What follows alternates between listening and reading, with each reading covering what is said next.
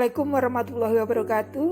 Saya Fitri Sulistianingrum dari SMA Negeri 9 Pontianak, JKP Kalimantan Barat. Pada kesempatan kali ini, saya akan menjelaskan koneksi antar materi modul 3.1. Pandangan Ki Hajar Dewantara dengan filosofi Pratap Triloka, ing ngarsa sung tulodo, ing madya mangunkarsa, Tutwuri Handayani sangat berpengaruh terhadap bagaimana seorang pemimpin pembelajaran harus mampu menjadi teladan bagi murid, memberikan dorongan, memberikan arahan, dan penyemangat bagi murid. Keputusan yang diambil harus berpihak pada murid. Keputusan yang diambil harus memperhatikan 4 paradigma, 3 prinsip, dan 9 langkah pengambilan keputusan, agar keputusan yang kita ambil dapat bermanfaat bagi semua warga sekolah, terutama untuk murid.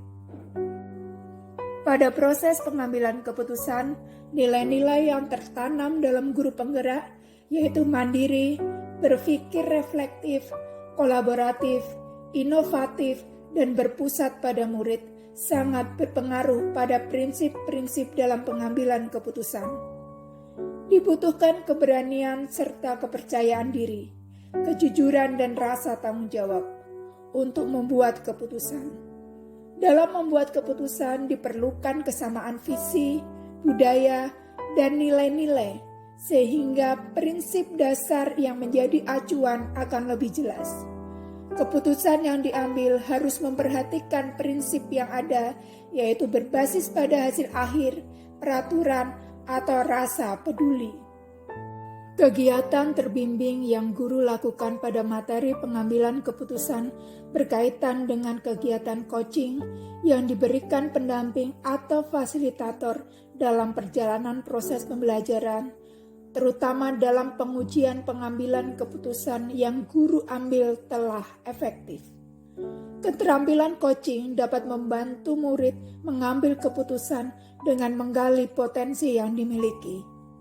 Dalam proses pengambilan keputusan yang bertanggung jawab, diperlukan kompetensi kesadaran diri, pengelolaan diri, kesadaran sosial, dan keterampilan berhubungan sosial, sehingga diharapkan proses pengambilan keputusan dilakukan dengan penuh kesadaran.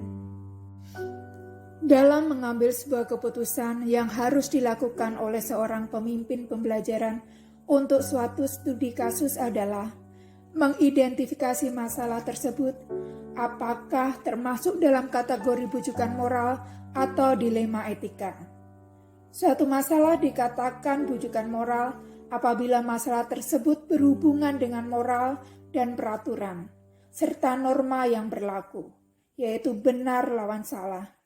Sedangkan dilema etika adalah suatu masalah dengan nilai-nilai kebajikan mendasari yang bertentangan seperti cinta, kasih, kebenaran, keadilan, kebebasan, persatuan, toleransi, tanggung jawab, dan penghargaan akan hidup, yaitu benar lawan benar. Agar keputusan yang diambil dapat bermanfaat dan diterima oleh semua pihak, maka pengambilan dan pengujian keputusan sebagai pemimpin pembelajaran dengan menerapkan 9 langkah, yaitu menentukan paradigma, menentukan prinsip, menentukan nilai yang bertentangan, siapa yang terlibat, dan fakta apa yang terjadi. Pengujian paradigma benar dengan benar, menentukan salah satu prinsip pengambilan keputusan, melakukan opsi investigasi trilema, membuat keputusan, dan merefleksi keputusan yang sudah dibuat. Dalam proses pengambilan keputusan yang bertanggung jawab, tepat, dan berdampak untuk menciptakan lingkungan positif, kondusif, aman, dan nyaman, maka diperlukan kompetensi kesadaran diri, pengelolaan diri, kesadaran sosial, dan keterampilan berhubungan sosial. Diharapkan proses pengambilan keputusan dapat dilakukan dengan kesadaran penuh, sadar dengan berbagai pilihan dan konsekuensi yang ada. Hal ini berkaitan dengan modul pembelajaran sosial emosional. Pengambilan keputusan yang tepat akan berpengaruh dengan terciptanya lingkungan yang positif, kondusif, aman, dan nyaman. Dengan demikian, akan berpengaruh bagi peserta didik dalam proses pembelajaran. Lingkungan sekolah saya yang sulit dilaksanakan untuk menjalankan pengambilan keputusan terhadap kasus-kasus dilema etika ini adalah banyak murid dari latar belakang yang berbeda, menyebabkan kadangkala keputusan yang diambil guru sebagai pemimpin pembelajaran belum mengakomodir semua kebutuhan murid. Sebagai pemimpin pembelajaran, keputusan yang berpihak pada murid adalah keputusan yang sudah tepat. Dengan menerapkan pembelajaran berdiferensiasi dan pembelajaran sosial emosional dapat menciptakan pembelajaran yang menyenangkan sesuai kebutuhan siswa, dan juga dapat menciptakan lingkungan yang positif sehingga siswa merasa aman, nyaman, dan lebih fokus pada kegiatan pembelajaran. Nilai dan peran pendidik sangat penting dalam menuntun dan mengembangkan potensi murid. Sebagai pendidik, kita harus mempunyai kesadaran penuh dalam mengambil keputusan.